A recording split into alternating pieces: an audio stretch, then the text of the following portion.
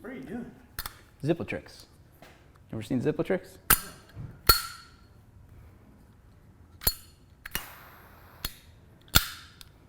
Just for you. Put that one in your pocket. Save it for later.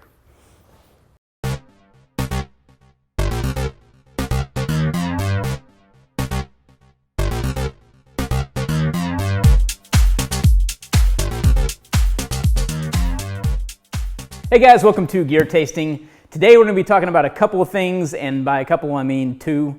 We're a little light on the product stuff this week. And this is one of them. But we've been working hard on getting our new discrete messenger bag launched, and we will tell you all about that next week on Gear Tasting, so be prepared for that. But a couple of things real quick, product-wise, that I've been kind of testing and evaluating, and kind of what we're up to here at ITS, is I've been testing out a new lighter insert for my Zippo. Funny story about this Zippo. It's actually got my initials on it, and a buddy of mine found it in a couch cushion when we were out late one night drinking. This is like after high school at some point. A little fuzzy about the actual dates, but I do remember we were out drinking. But he pulled this out of the couch. He's like, "Oh man, I found a Zippo." I was like, "Hey, that's mine."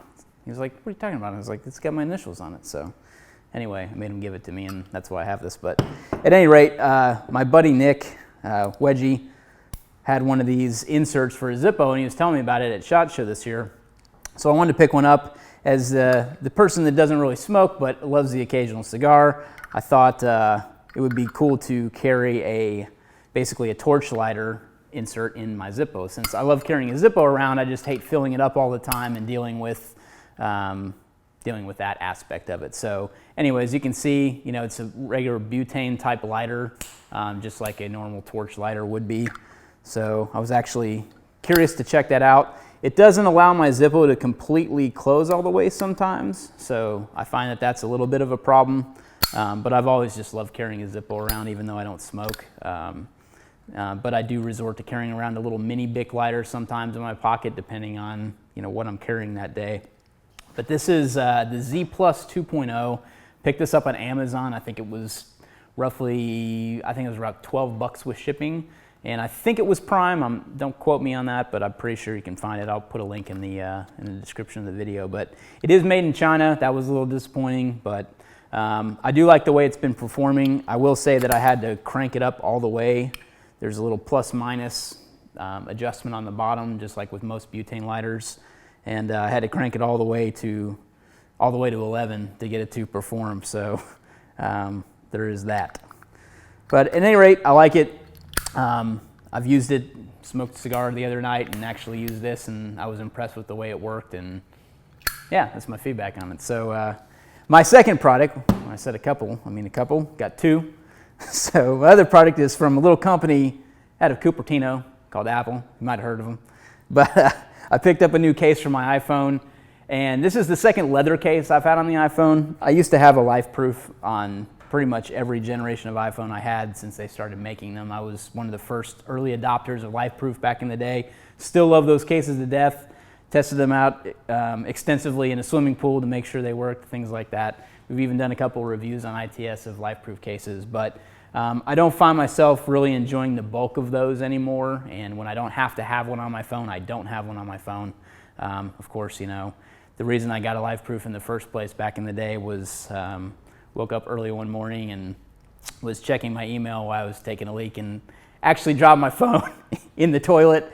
I thought I'd share that story with you guys. So quickly reached in the toilet, pulled my phone out, and actually rinsed it off. I think it was kind of like second nature. I put it under the faucet and rinsed it off. And luckily enough, I stuck it in some rice and it still worked. But it had the little water damage indicator light up on it. So I don't know if Apple still has those. But anyway, sorry for the digression there, but back to the phone case. So this, like I said, it's my second leather phone case. The first one, I had for probably a good year or so, and then the button, so the actual lock screen button, wore down on the side of the phone. So I thought maybe I'll replace it. Maybe it was a defective leather case, and that's not the case, because it's not the case on the case, because this button has already worn down almost completely again, and I've only had this thing a couple weeks. So pretty bummed about the made in China Apple leather case, but Tim Cook, if you're listening and watching Gear Tasting, might want to work on that. But Rob has a silicone case, and his button's fine. It operates just fine. So that's that on the silicone case. You might want to, I recommend one of those over leather. But I do like the way this leather is already wearing, and I like the color. So, I'm big on color. That's that. Let's move on to some questions over coffee.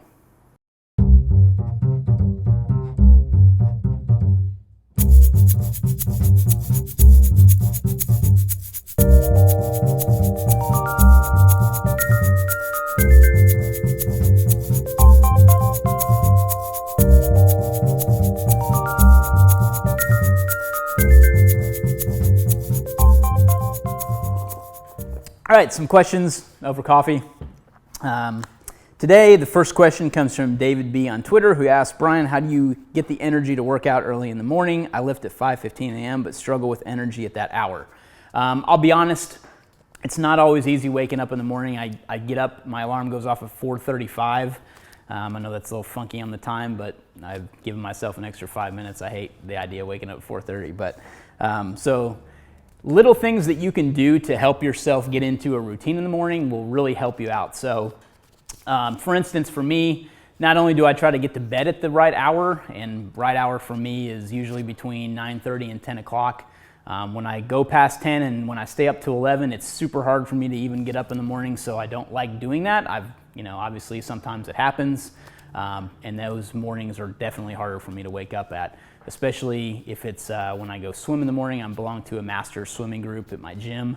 So those mornings I actually have to wake up at 4:25, so it's kind of the 10 minutes earlier just to give myself a little more time to get to be able to swim at 5. So the gym's just down the street from me, but at the same time, it takes me a little while to wake up and get everything together and get out the door. So that being said, back to the routine, it will help if you kind of set out. You can try this as a first step, to kind of, again, your question is related to energy, but at the same time, routine does help, in my opinion. But you can lay out clothing and things like that you'll need for the gym the night before, so you're ready to go. I did that for a while, and I also slowly boosted my time to wake up too. So I didn't just start out cold turkey waking up at 4:35. I woke up at 6, and then 5:45, and then 5:35, and 5:20. It's like I kept reducing my time down to where I am now. I didn't just all of a sudden start waking up at 4:35. That was the easier way for me to do it. That's how I found it easier to actually get up in the mornings. Also, sometimes, I know for a while, I had a buddy that stayed with me for a couple days, and I was able to wake up early, and it was less of an impact on the household because my wife knew that we were waking up early to go to the gym, and he was working out with me, and I would turn on the coffee machine and actually drink a shot of espresso before I went to the gym, and that helped me out a lot too. I don't do that anymore because my wife gets mad when I turn on the coffee machine at 4:30 in the morning. So I don't do that much, but I would love to be able to wake up and drink a shot of espresso before going to the gym. I think it would help me out a lot, but you have to talk to her about that, or I will. But at any rate, you might want to try that. Try the routine thing. That might help you out a lot too. And then try backing off the time too. Start out a little later, come back. I mean, you said you're already waking up at 5:15, so it's an energy thing. You might try the coffee. Questions with coffee, obviously, got to have coffee to function. So you might want to try that in the morning too. So hopefully those tips help. Thanks for the question. All right, so next is from Michael C. on Facebook, who asks, any input on piston-driven complete AR uppers? Any manufacturers you recommend? Actually, yes. So I have a piston upper here that I purchased from LWRC. This is the M6A2 in 5.56. This was actually one of my first firearm purchases before I really knew what I was doing. So I like piston-driven guns. My big complaint with piston guns is replacement parts. So when something breaks on an AR, typically you can find a new part at Brownells. It's very easy with any of the online manufacturers or any of the online stores that sell weapons parts, whether that's Bravo Company, that's one of my go-to places. Brownells is one of my go-to places, but the AR is so ubiquitous that all parts are pretty much interchangeable, so you can pretty much pick up a firing pin from anywhere and it'll fit in any gun. And I'm not saying the firing pin is not the same on the LWC, because it is, but their proprietary gas system is really where the parts come into play. So, like I said, this was just a regular lower that I built for this upper, but I bought the upper complete from LWRC. So this is a 10.5 inch upper, and I should have, I really don't like taking this apart, but so with a gas impingement system versus piston, if you're not familiar with the differences, what's happening is as the gas exits the gas port in the top of the barrel of the gun, that gas is pushed back into the gas tube on a direct impingement system. So that gas travels back, the gas fouls the upper receiver chamber as it's coming back to push the bolt to the rear. So as the bolt cycles back and then comes back after it hits the buffer spring and inside the buffer tube, it comes back in and slams home, thereby cycling the gun, getting ready to fire a new round, et cetera, et cetera. You can watch how firearm works by watching some videos online. There's some really cool breakdowns of how the actual gas system works. But so on a piston-driven gun, and instead of that gas actually traveling all the way back through a gas tube into the upper receiver and dumping all that crud in your upper receiver, fouling the bolt carrier and everything else that's in there, it's actually pushing a piston back and allowing that piston to travel to cycle the bolt. So it may be a little hard to see. Yeah, not really going to see the piston system in this, and I apologize, but anyway, there's a little pin that's in the top, and that's actually what cycles. So it's still, so with the traditional bolt, you know, you still got the bolt like this, and the gas tube would actually connect with this part here, and the gas is what actually drives that bolt to the rear and causes it to cycle. But as you can see with this, there's no hole in it, so the gas would usually go into the carrier key right here and get driven backwards, but this is just a kind of a flush mount, and that's where that piston actually gets driven back into. So there's no gas that actually enters the chamber. There's actually just a piston rod that enters. So if those parts were ever to get messed up, you'd be kind of subject to the manufacturer of your piston system to get those replacement parts. So I know that's a little long-winded on the explanation, but at the same time, I think it's important to kind of understand what I'm talking about when I say proprietary parts. Because everything else on this gun, so from the bolt to the gas, basically the firing pin and everything in between, is still the same. The real proprietary parts come into play with, you know, the carrier key, the actual bolt itself, or it's not the bolt, the bolt carrier itself, and those are really the proprietary parts. And then you've got the actual piston system itself. But everything else, you know, like I said, I built this lower myself. This is all in, you know, regular AR part kit for the lower receiver. This is the same charging handle. You know, many of the same parts are still on this gun. You just have proprietary parts throughout that if any of those get messed up, you know, you might be at the mercy of the manufacturer to get those parts, and hopefully they have them in stock. So that being said, I've probably got roughly 6,500 rounds or so through this gun since I've had it. I've probably had it 6 or 7 years or so now, maybe even longer than that. But at any rate, that's my feedback on a piston system. And then we have another question, and if you're interested in who makes the little American flag rail panel things, this is from LaRue, so you can pick those up there. I actually really like running an American flag on the side of my gun. Very patriotic. So another question comes from Patrick on Twitter, who asked, what are your thoughts on forward assist?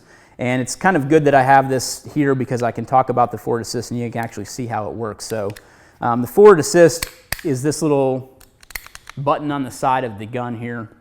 And what that's for is that if your bolt carrier does not lock all the way closed, you can use the forward assist to jam that home and fix the problem. So you can see here, if I pull the bolt carrier out, you can see these little ridges that are cut into the side of it. That's actually where that's interacting with the bolt carrier itself. So every time you press that, it's actually pushing on the bolt carrier in each one of those spots. And I'll show you how that works here.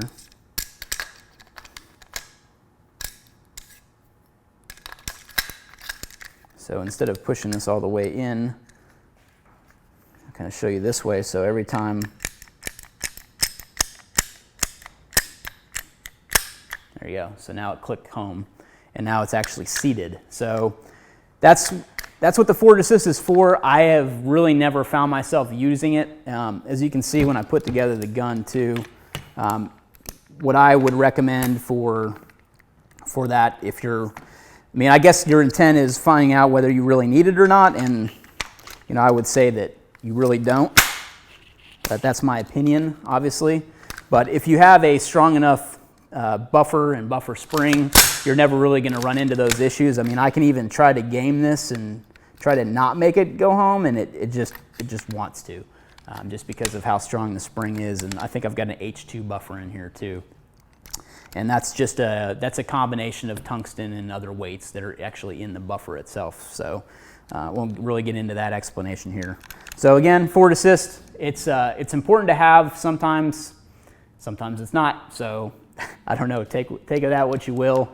I don't think they're super necessary. I don't find myself using them, so that's my feedback on those. So thanks for the question. Thanks for watching Gear Tasting. Remember, if you have any questions, use the # Gear Tasting on social media, and we'll find them and get them answered on the show. If you're enjoying Gear Tasting, please consider supporting with our crew leader membership and allow us to give you back something in return. Thanks again.